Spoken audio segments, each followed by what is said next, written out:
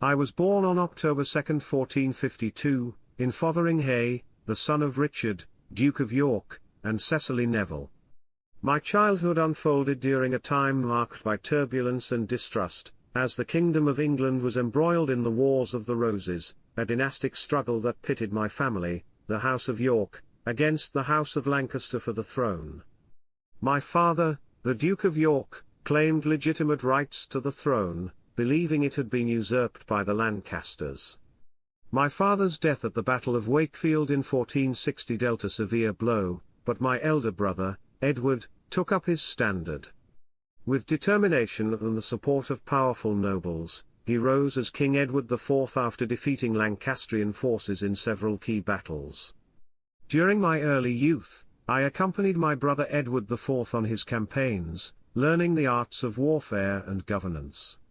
I was granted the title Duke of Gloucester, and before long I was sent to administer the north of England on behalf of the Crown. There, I gained a reputation as a firm ruler and, according to some, a fair one as well, for I endeavored to uphold the law and settle disputes swiftly and equitably.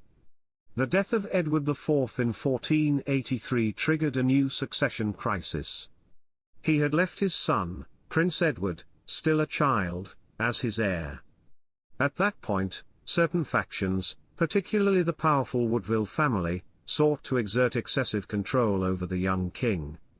Given these concerns, I took on the responsibility of protecting my nephew and safeguarding the stability of the kingdom. Events quickly escalated. I was granted the title Lord Protector, supposedly to guide the new monarch until he could rule on his own. However, doubts arose regarding the validity of my brother's marriage to Elizabeth Woodville, and therefore the legitimacy of their children.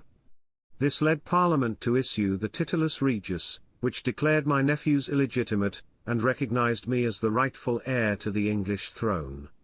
Thus, in July of 1483, I was crowned king under the name Richard III. From that moment on, controversy surrounded my reign. My detractors, chiefly Lancastrian allies and certain resentful nobles, accused me of all manner of crimes, the most infamous being the alleged disappearance of my nephews, the princes in the Tower of London. Some claimed that I ordered their deaths to eliminate any rival claim to the throne. Yet I have always maintained my innocence, arguing that there was no reason to harm those I had sworn to protect. Despite the tension and the campaign to discredit me, I strove to rule efficiently. I undertook reforms to streamline justice, strengthened royal authority in the counties, and aimed to keep peace in a kingdom worn down by decades of civil war. In secret, Henry Tudor, an exile with distant ties to the House of Lancaster, was preparing his return to England with the backing of certain nobles who had sworn loyalty to me but were secretly conspiring against me. These intrigues culminated in August 1485, when Henry Tudor landed with an army and advanced toward the heart of the realm. The two sides clashed at the Battle of Bosworth in the lands of Leicester.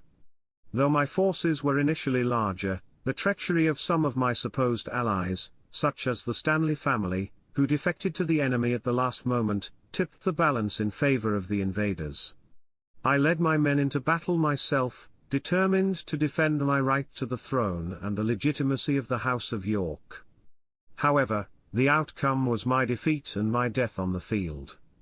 With my downfall, the Plantagenet reign came to an end, and the Tudor dynasty began under Henry VII. That battle marked the end of the Wars of the Roses and the beginning of a new era for England.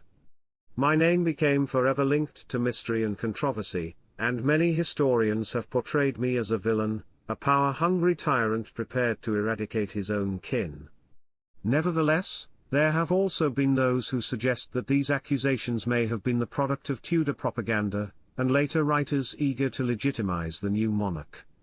Thus ends my story, a brief reign of only 2 years, marked by reforms, accusations, a rise to the throne amid suspicions, and a heroic or tragic death, depending on the perspective, on the battlefield at Bosworth. What is certain is that I fought for my kingdom and my family, ready to give my life in a battle that would decide England's destiny.